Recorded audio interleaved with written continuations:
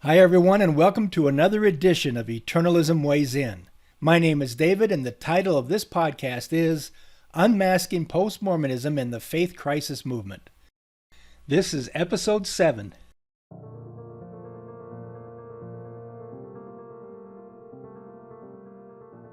Let's begin Part 1 of this episode by suggesting that there are two ways of understanding historicity: the wrong way and the right way. The wrong way of understanding historicity I have designated as the Golden Calf approach, and the right way I have called the Holy Grail approach.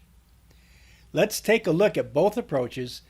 beginning with what I believe to be the wrong or Golden Calf approach.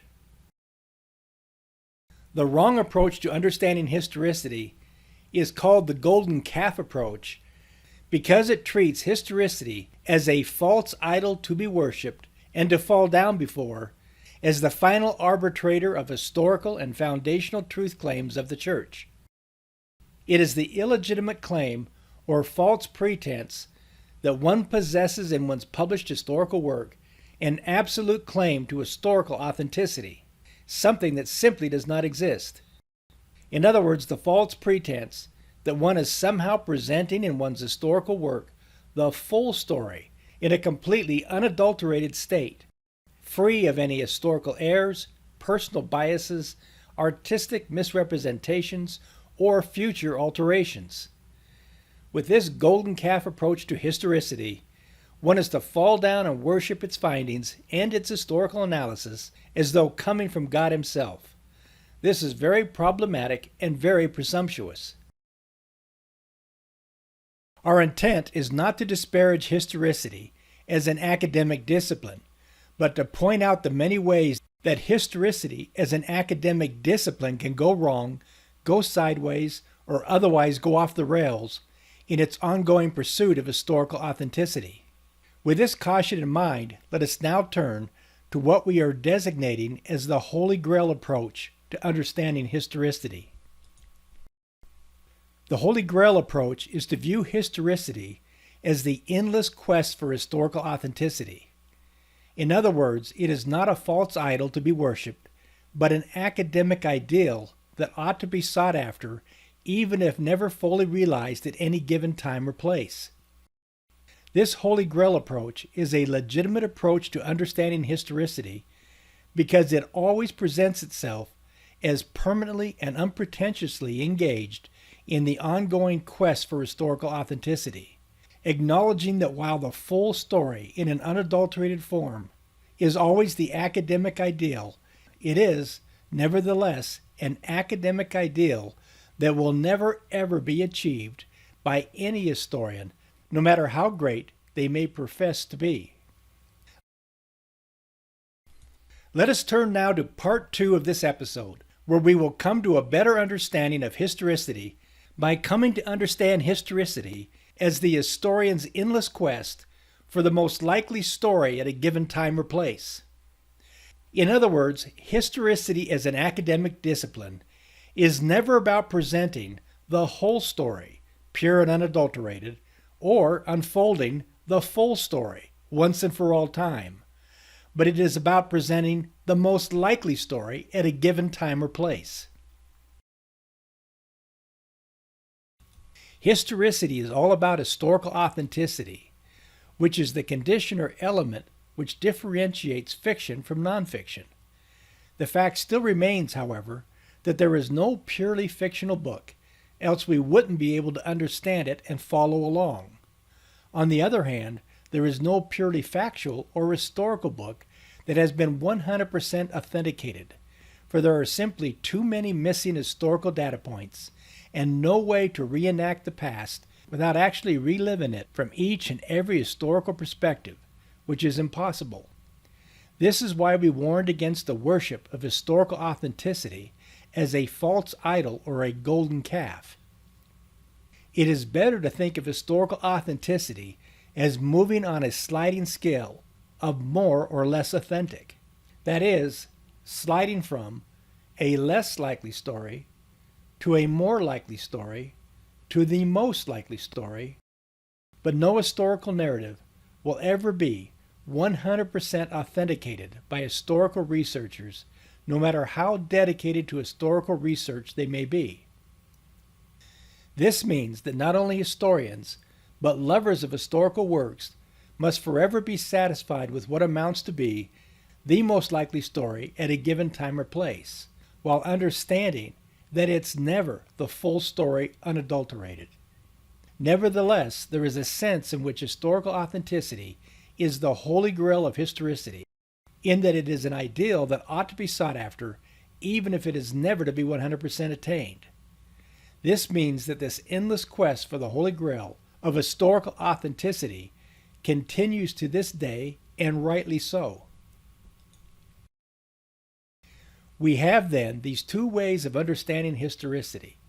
the golden calf approach, which makes pretentious claims to a degree of historical authenticity that is wholly unwarranted, and the Holy Grail approach, which is far more tempered and reserved in its claims, and is content with engaging in this endless quest for historical authenticity, even though it knows it will never ever be fully realized. And furthermore, that the whole story, pure and unadulterated, or the full story, unfolded once and for all time, is not and never will be available to mankind either on the internet, through social media, chat rooms, or through published and groundbreaking historical works, for the simple reason that such an all-knowing and all-encompassing historical work cannot and will not ever be written or told. Not now, not ever. Think about it. If post-Mormon or Mormon historicity were capable of presenting the whole story, pure and unadulterated, or unfolding the full story once and for all time, then historical departments within and without the church would no longer be needed. All historical research could come to an end, and historians would be out of a job. The fact that historical departments are not shutting down, that historical research continues, and historians are not out of a job, should alert us to the fact that this quest for historical authenticity truly is endless, and that no credible historian would ever make an absolutist claim to having presented in his or her historical work the whole story or the full story on any historical figure, movement, or event in the past, including any historical works pertaining to the life of Joseph Smith or the early origins of the church. And yet, it is this outlandish assumption by post-Mormons that the whole story or the full story about the historical and foundational truth claims of the church is out there on the internet and readily available on social media platforms, as well as in post-Mormon historical works, that now leads us to part 3 of this episode and to what I am calling the weaponizing of historicity. And by this I mean post-Mormonism's attempt to weaponize historicity by adjudicating the historical and foundational truth claims of the church in a court of law. Let me take a moment to explain what I mean by this unprecedented and outlandish development. If you've been following these episodes on Unmasking Postmormonism and the Faith Crisis Movement carefully, you will have noticed that there has been a progressive ratcheting up of the negative rhetoric by post-Mormonism, along with a 3-stage ready, aim, fire sequence that has been evolving and unfolding on social media platforms. Let me walk you through the first 2 stages, or the ready, aim stages of this sequence, which we have already covered in our previous episodes. And then let's unfold the 3rd or final stage, wherein the attempt is being made in the courts of law to open fire. Stage 1 then, in this ready, aim, fire sequence, consisted in post-Mormonism identifying Mormon historicity as Mormonism's Achilles heel. Post-Mormonism entered Stage 2 in this ready, aim, fire sequence with the zeroing in on Mormon historicity as ground zero for attacks on the church. Stage 3 of this ready, aim, fire sequence consists in post-Mormonism's most recent attempt at weaponizing historicity by adjudicating historical and foundational truth claims of the Church. An example of this third stage, or the weaponizing of historicity by postmormonism, is the current class action lawsuit against the Church for what it claims to be false truth claims. That is, by adjudicating 3 of the Church's foundational and historical truth claims in a court of law. It is no surprise that the 3 foundational historical truth claims they are zeroing in on in this lawsuit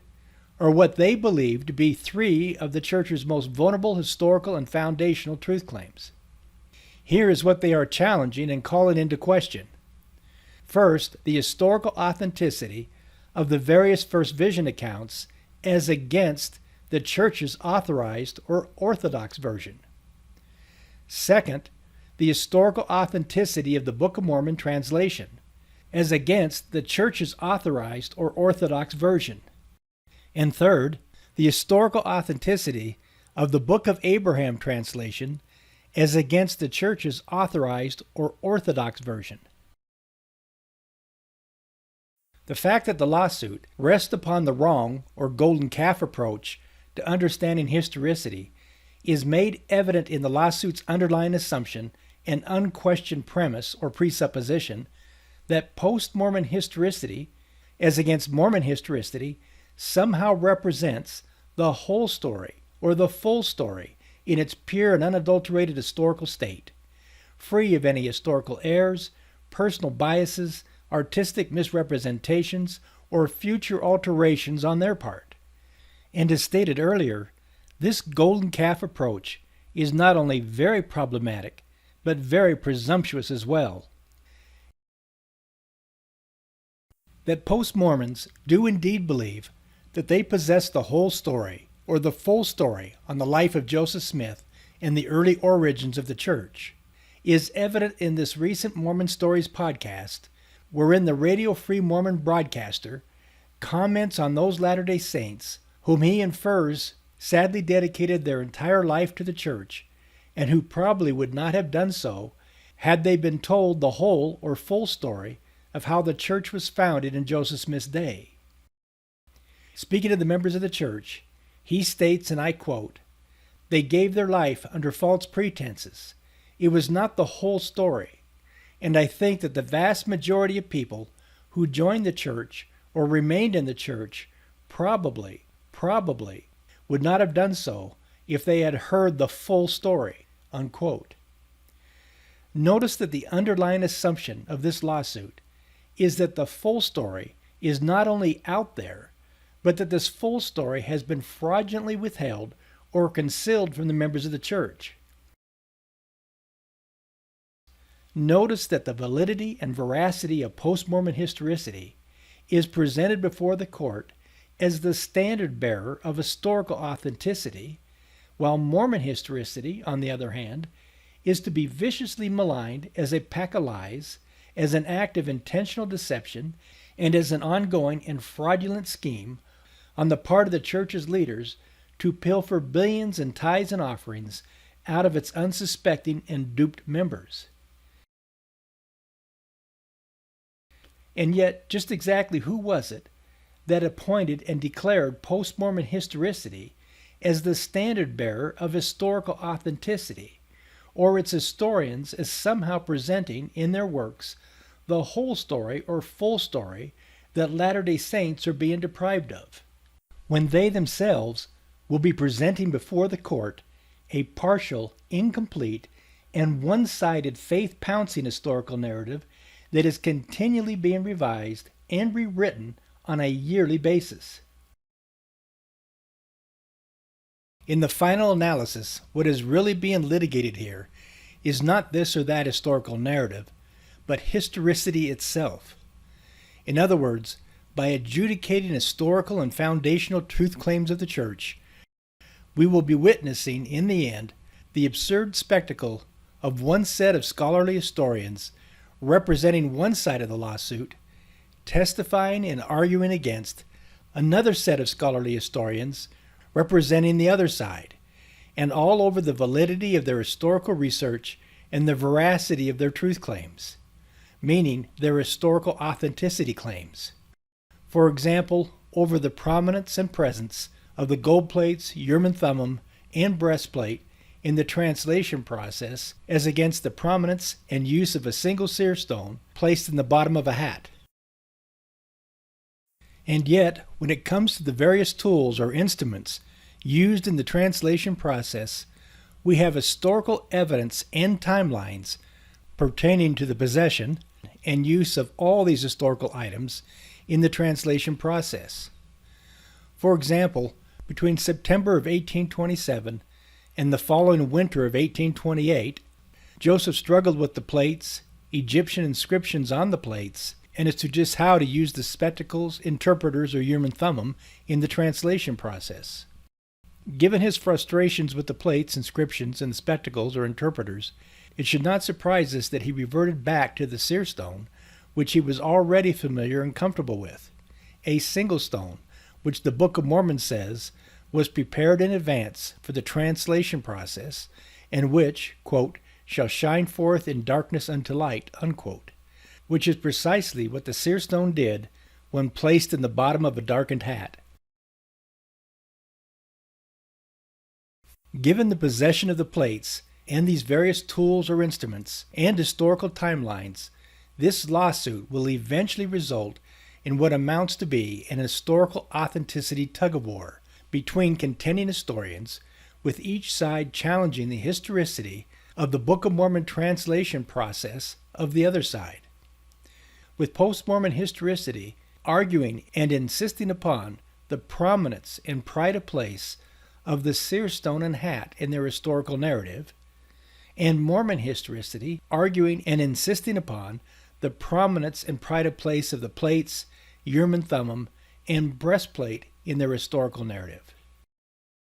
That pitting one set of historians in their historical research as against another and in open court is a dangerous precedent to set, should be evident to every sane historian and credible historical department,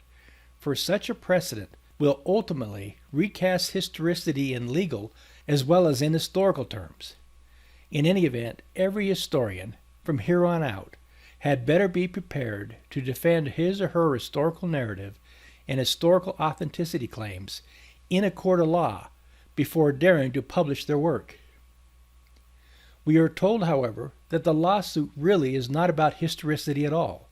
but about sincerity, meaning that given the historicity in play, do the leaders of the church sincerely believe their own historical narrative, or are they faking the sincerity in order to pull the wool over the eyes of the members of the church, in order to defraud them out of countless of billions of dollars in tithes and offerings? So let's take a moment to address this sincerity issue. The first thing that should be noted is that this sincerity issue of this or that church leader cannot be separated from this or that historicity. After all, it is the historical authenticity of this or that historical narrative that is being sincerely or insincerely believed. This is where the tug-of-war between historians and historical narratives comes into play, and ultimately, the credibility of historicity itself as an academic discipline. But when it comes to sincerity, there is also another serious issue that must be addressed, and by that I mean that there is a serious disconnect between primary and secondary means of translation that has not been argued. For example, church leaders sincerely believe the Book of Mormon was translated by the gift and power of God, and that it is this gift and power of God that constitutes the primary means of translation, while all the other tools or instruments were merely of secondary, limited, and interchangeable significance or importance. Joseph himself was shifting back and forth between one tool or instrument to another before settling in on a single seer stone as his final solution. This doesn't mean that the other instruments were invalidated, but rather that they were not the tool of choice for Joseph when it came to this struggle or attempt to successfully translate by the gift and power of God. The point is that when it comes to the sincerity of church leaders, this sincerity is tied to the primary means of translating the Book of Mormon, and not to the various secondary means. Optics are important, But we mustn't be caught up in the optics of the secondary means at the expense of downplaying or diverting one's attention away from the primary means. Given that our church leaders sincerely believe that the Book of Mormon was translated by the gift and power of God, and since optics in their secondary role are important, the next question becomes one of how best to convey or portray that primary message without confusing or diverting the members' attention away from the primary prominence of the gift and power of God to the secondary prominence of a tool or instrument. Take, for instance, this mental image or historical portrait of Joseph sitting at a desk while studying out in his mind an inscription on the gold plates. This mental image of a studious Joseph answers more questions than it raises, for the simple reason that it portrays that which is familiar and intelligible to almost every one of us. On the other hand, this mental image or historical portrait of Joseph sitting on a chair with his face buried in the rim of a hat does the opposite, in the sense that this mental image raises more questions than it answers, and for the simple reason that it portrays that which is unfamiliar and confusing. The point is that the first image, or portrait of Joseph sitting at a desk, studiously translating the plates, is only a minor distraction from the primary message or focus on the gift and power of God being the principal means of translating the Book of Mormon. While the second image or portrait of Joseph, sitting on a chair with his face buried in the rim of a hat, is not a minor but a major distraction from the primary message or focus. It is not from a lack of sincerity in portraying this or that historical narrative then, but rather from an abundance of caution in safeguarding one's sincere beliefs from what amounts to be mere sideshows or distractions. Speaking of which, let's add one more observation before moving on. Post-Mormons are eager to make an issue of this mental image or historical portrait of Joseph sitting on a chair with his face buried in the rim of a hat because of its shock value.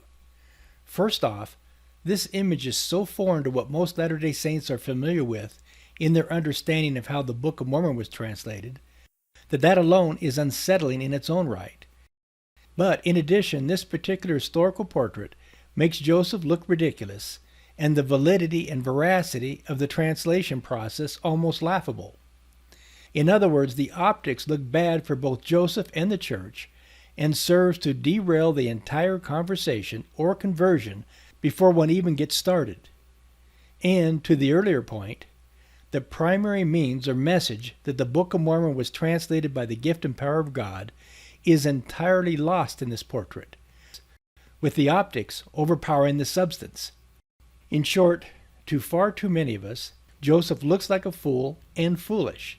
and no one wants to be associated with a fool or to look foolish. It is ironic, however, that in our day, and with the advent of new and cutting-edge technology, the wearing of large and bulky virtual reality goggles, as shown here, is not looked upon with scorn, nor is one viewed as a fool for wearing such goggles, but as cool. We discover then that Joseph was not a fool, but merely improvising given the instruments or tools that he possessed at that time. And I also find it interesting to note that Joseph complained to members of his family of the eye strain associated with using the interpreters or seer stone, just as we today complain of digital eye fatigue. We see then that Joseph was way ahead of his time, not just spiritually, but in his use of what amounts to be high-tech instruments, which in my mind is not foolish at all, but kind of cool in its own right. We see then that the weaponizing of historicity is the final stage in post-Mormonism's three-stage sequence of first identifying Mormon historicity as Mormonism's Achilles heel, then zeroing in on Mormon historicity as ground zero for attacks on the church, and finally weaponizing historicity by adjudicating historical and foundational truth claims of the church.